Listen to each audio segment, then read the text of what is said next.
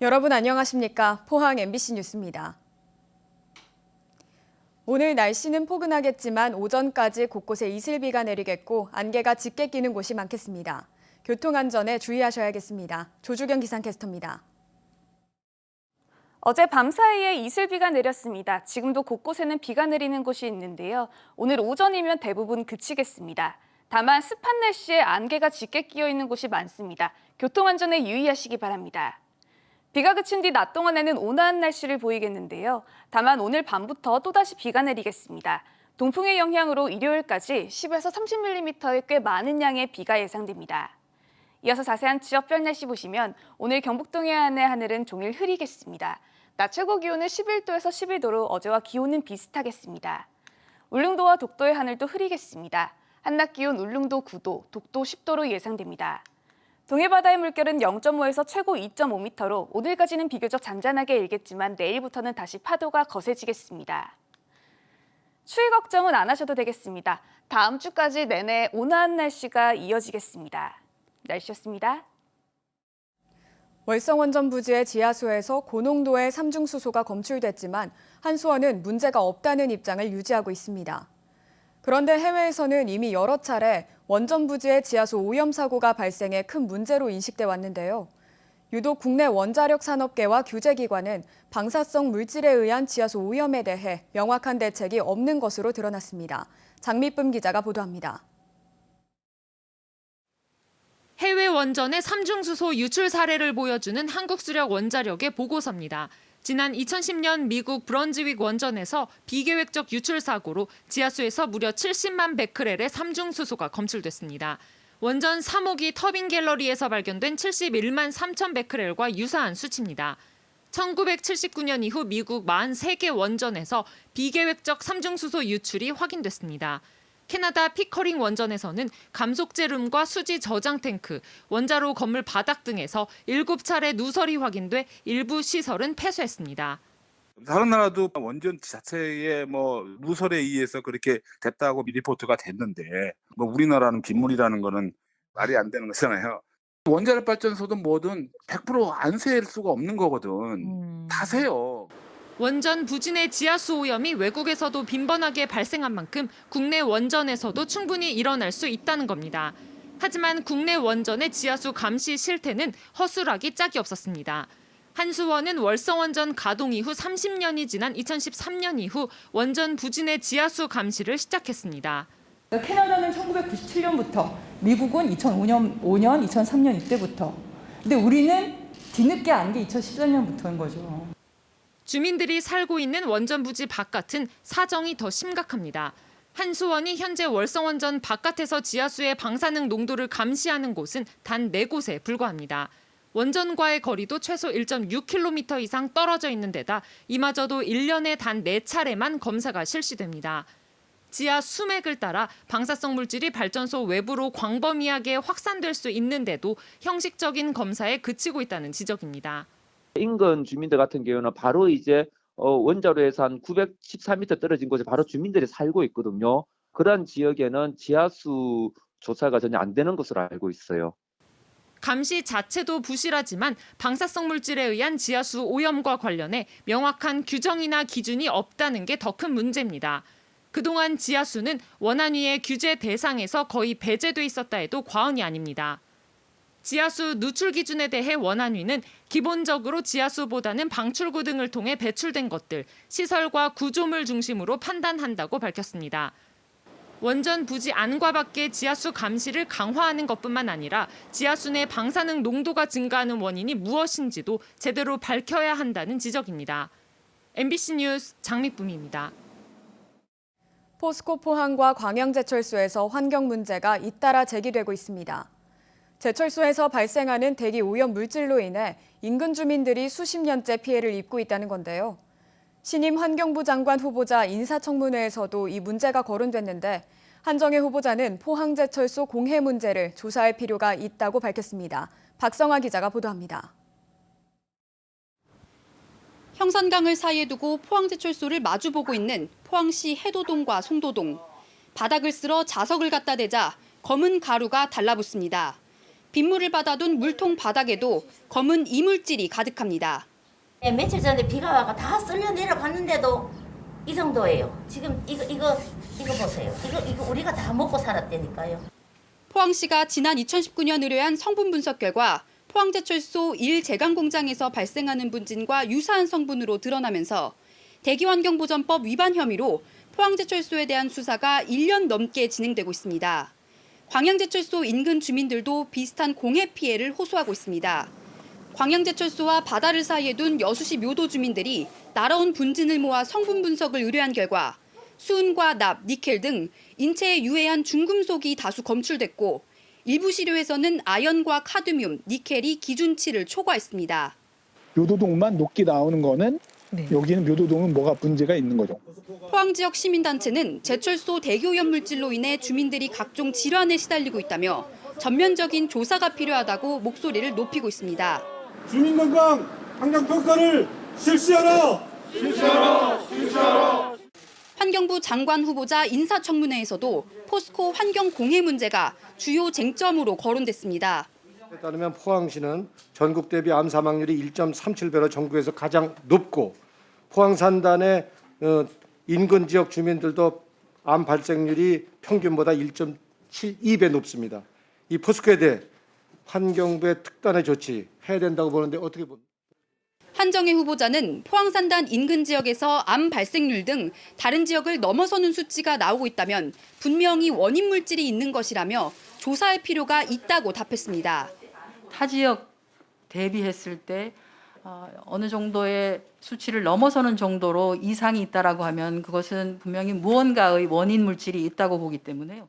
포항제철소 노동자의 집단 직업성 암 발병 논란도 도마에 올랐습니다. 특히 국민기업이라는 포스코가 유해 화학 물질에 직간접적으로 노출되었던 노동자 8명이 집단 암 발병 등으로 산재를 신청을 했고 포스코 직업병 문제를 환경부와 노동부가 합동으로 특별조사하는 방안에 대해 한 후보자는 긍정적으로 검토하겠다고 밝혔습니다. MBC 뉴스 박성아입니다. 여수의 한 마을이 제철소로부터 날아오는 쇳가루에 수십 년째 고통받고 있다는 소식 전해드렸는데요. 주민들은 이 쇳가루가 건강에도 영향을 미친다고 주장하고 있습니다. 하지만 아무런 보상도 받지 못하고 있다고 합니다. 조희연 기자가 자세한 내막 취재했습니다. 집안 곳곳에 쇳가루가 쌓이고 시도 때도 없는 악취에 시달리는 여수시 묘도동. 주민들은 바다 건너 제철소로부터 날아오는 쇳가루와 각종 유해 물질이 건강에도 심각한 악영향을 미치는 것으로 보고 있습니다. 주민들은 광양제철소가 세워진 이후 200만 분인 이 작은 마을에서 26명이 암이나 희귀 질환으로 숨졌다고 주장합니다. 주민들의 기억에 의존한 자체 집계이긴 하지만 전국 평균 암 유병률인 3.9%와 비교하면 약 3배나 차이가 납니다. 우리 어렸을 때만 해도 제철이 생기기 전까지만 해도 자연사가 많았습니다. 나이 드신 분들은. 근데 지금 현재는 거의 한 80~90%가 암으로 돌아가시는 상황입니다. 실제로 마을 토박이었던 김소신 씨의 남편도 암으로 세상을 떴고 화장실 갔다 오면서 아이고 긁고 그냥 거서더라. 그래 왜 그래 안깨로 나가 이 양반이 아프냐 그래. 병원에 간깨로 제가 암이라대. 정종식 씨 역시 이 마을에 이사 온 지 12년 만에 희귀암으로 아내를 잃었습니다. 갑자기 이가 아프다 해가지고 치과에 갔더니 큰 병원에 가버려서 가가지고 골육종 진단을 받았어요. 김흥주 씨도 지난해 2월 원인을 알 수 없는 피부 질환으로 아버지를 떠나보냈습니다. 이 피부 쪽 있잖아요. 이 안쪽 피부 쪽에 양이 사방천지로 염증이 퍼져서 이제 고생하시다가 이제 사실 돌아가셨죠. 마을 주민들은 비염 같은 만성적인 호흡계통 질환은 대부분 겪고 있다고 주장합니다. 국립환경과학원이 지난 2013년 실시한 조사에서는 여수와 광양산단 영향권에 속하는 지역 주민들의 혈중 납과 수은, 카드뮴 등의 수치가 높게 나타났고 기관지염이나 피부 질환도 유의하게 높은 경향을 보였습니다. 최근에도 과학원은 제철 산업단지 인근 지역에서 호흡기 질환과 피부염 등이 상대적으로 많이 발생한다고 밝혔습니다. 전문가들은 마을 주민들만을 상대로 세밀한 전수조사를 할 필요가 있다고 보고 있습니다. 문제가 있다면 당연히 해봐야 되겠죠. 문제가 있다면 인원이 너무 작기 때문에 200명 정도는 전수조사를 해도 무리하지는 않을 것이다. 주민들은 포스코 측이 마을에 복지회관을 짓고 관광여행을 보내주는 등의 회유책만 쓸 뿐 근본적인 보상 대책은 내놓지 않고 있다고 불만을 표시하고 있습니다. 이에 대해 포스코 측은 입장 표명할 것이 없다는 답변을 전해왔습니다. MBC 뉴스 조희원입니다. 주민들의 환경민원 증가로 폐기물 처리장 신설이 어려워지면서 문을 닫은 공장에 몰래 폐기물을 버리는 불법 행위가 기승을 부리고 있습니다. 경주시는 감시망을 총동원해 폐기물 투기를 차단하는 한편 원인 제공자에게 끝까지 구상권을 청구하기로 했습니다. 김기영 기자가 보도합니다. 경주시 강동면 들녘 문을 닫은 공장에 폐기물이 수북이 쌓여 있습니다. 공장 대문에는 검찰과 보증보험사, 경주시로부터 받은 독촉장이 꽂혀 있어 자진 처리할 의지가 없어 보입니다. 경주시는 폐기물 6,000톤을 대신 처리하고 투기꾼에게 10여 원의 구상권을 청구할 방침입니다. 외동업과 양남면에서도 2만 톤을 적발하고 비용 23억 원을 받아내기 위해 가압류 신청 등 행정 대집행에 나섰습니다. 또 폐기물 불법 투기 전담 감시원을 채용, 폐공장 100여 곳을 2, 3일 간격으로 방문해 불법 투기 2건을 사전에 차단했습니다. 임대료에 혹해 공장을 빌려줄 경우 공장주도 법적 분쟁에 휘말릴 소지가 있어 주의가 요구됩니다. 문제점이 있을 시에는 그 임대인도 상당한 책임이 돌아갈 수 있기 때문에 상당한 주의와 관심이 필요하다고 생각합니다. 지난해 2월 포항시와 경계인 경주시 강동면 폐공장에서도 쌓아둔 폐기물 더미에서 불이 나 진화에 6일이나 걸렸습니다. 수년째 폐기물 투기를 추적하고 있는 민간 활동가는 처리 비용 수십억 원을 벌기 위해 고의로 불을 지르는 경우가 많다고 말합니다. 옛날에는 타이머를 설치해서 신나통에 넣고 얘가 그 폭발이 일어나면은 타이머가 이제 점검물이 되니까 그렇게 안 하고 쓰레기 더미에 비계 파이프나 이런 거를 찔러 넣어갖고 그 안으로 신나를 넣고 난 뒤에 불을 붙이고. 더 큰 구조적 문제는 경찰의 소극적 자세. 환경 단속을 경찰이 아닌 지자체 공무원이 맡다 보니 폐기물 투기꾼들이 단속 공무원에게 협박도 서슴지 않습니다. 우리가 폐기물 투기 현장을 발견을 하고 112 신고하면은 120번으로 시청으로 신고를 하라 그럽니다. 경찰은 권한이 없다고. 이미 폐기물 불법 처리는 전국적 조직망을 갖춘 브로커와 폭력배들이 장악한 만큼 구속 수사 등 처벌 강화와 함께 경찰이 수사하도록 법 개정이 시급합니다. MBC 뉴스 김기영입니다. 동국대 이사회가 2020년도 법인 감사를 하며 경주 캠퍼스 이전을 요구한 가운데 학교 측은 경주 캠퍼스 이전이 확정된 바가 없다고 해명했습니다. 지난 19일 서울 동국대에서 열린 이사회에서 일부 승려 이사들은 학령 인구 감소에 따른 경주 캠퍼스의 이전을 요구했고 의과대학 및 부속병원의 경쟁력 제고를 위해 경주에서 진행되는 수업을 수도권으로 확대 전환하는 방안을 요구했습니다. 이에 대해 동국대 경주 캠퍼스는 학제 개편과 지자체 재정 지원 사업 수주 등을 통해 자체 경쟁력을 높여나가라는 취지로 검사 지적 사항을 받아들였다며 캠퍼스 이전은 최후에 고려할 사안이라고 밝혔습니다. 코로나 방역을 위해 영업시간을 제한하며 자영업자들이 고통을 감내하는 와중에도 얌체 영업을 하는 유흥업소들이 있었습니다. 대구 지역에서 코로나19에 감염된 노래방 도우미들의 동선을 추적해봤더니 노래 연습장은 물론 집합이 금지된 유흥주점에서도 일한 것으로 드러났습니다. 양관희 기자가 취재했습니다. 대구 수성구의 한 업소가 최근 뿌린 문자입니다. 자신들만 새벽 늦게까지 장사한다며 예약을 받는다고 적혀 있습니다. 문자에 적힌 번호로 연락해봤습니다. 바로 몇 명이 몇 시에 올 거냐는 답이 왔습니다. 밤 10시에도 가능하냐고 묻자 도우미랑 2시간 함께 있을 수 있다며 가격을 안내합니다.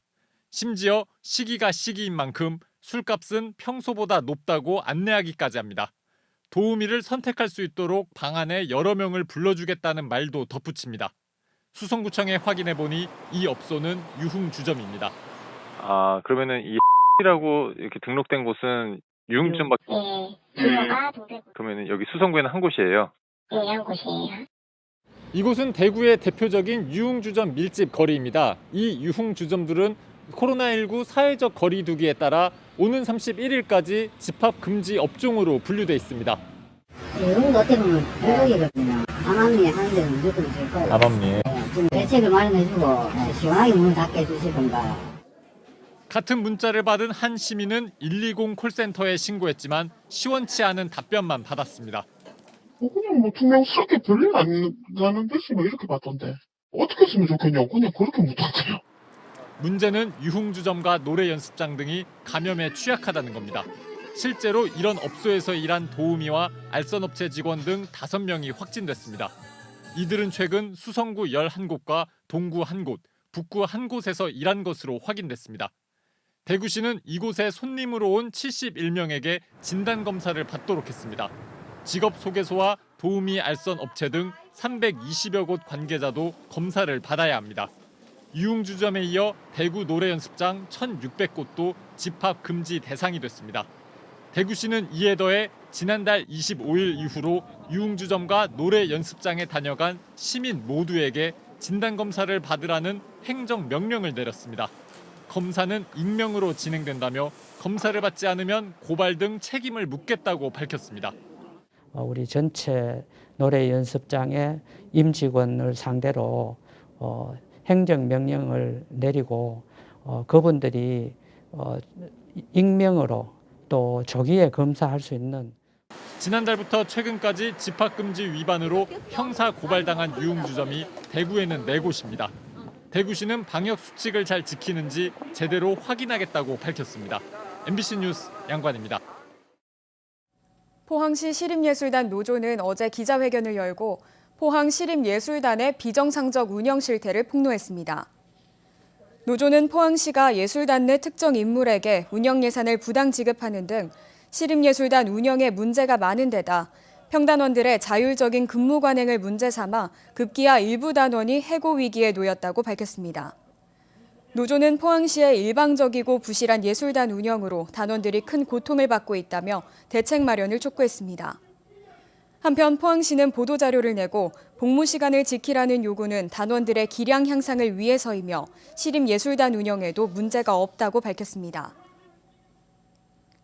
전국대학노동조합은 어제 설린대학교 앞에서 기자회견을 열고 설린대 측의 부당 노동행위 중단과 비위 혐의 행정부 총장에 대한 엄벌을 촉구했습니다. 노조는 지난 2년간 진행한 단체 교섭에서 대학 측의 불성실한 태도로 교섭이 결렬돼 왔고 지난해에는 대학 측이 노조 간부의 파면을 징계위원회에 요구하는 등 부당 노동행위를 이어가고 있다고 주장했습니다.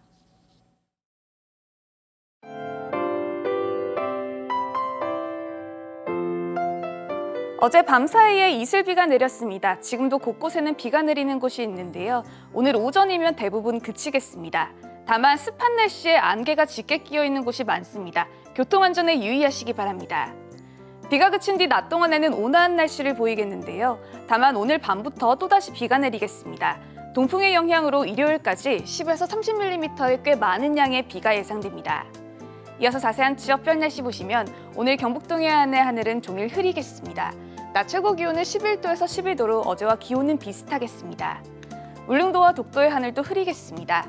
한낮 기온 울릉도 9도, 독도 10도로 예상됩니다. 동해바다의 물결은 0.5에서 최고 2.5m로 오늘까지는 비교적 잔잔하게 일겠지만 내일부터는 다시 파도가 거세지겠습니다. 추위 걱정은 안 하셔도 되겠습니다. 다음 주까지 내내 온화한 날씨가 이어지겠습니다. 날씨였습니다. 이상으로 포항 MBC 뉴스를 마칩니다. 여러분 고맙습니다.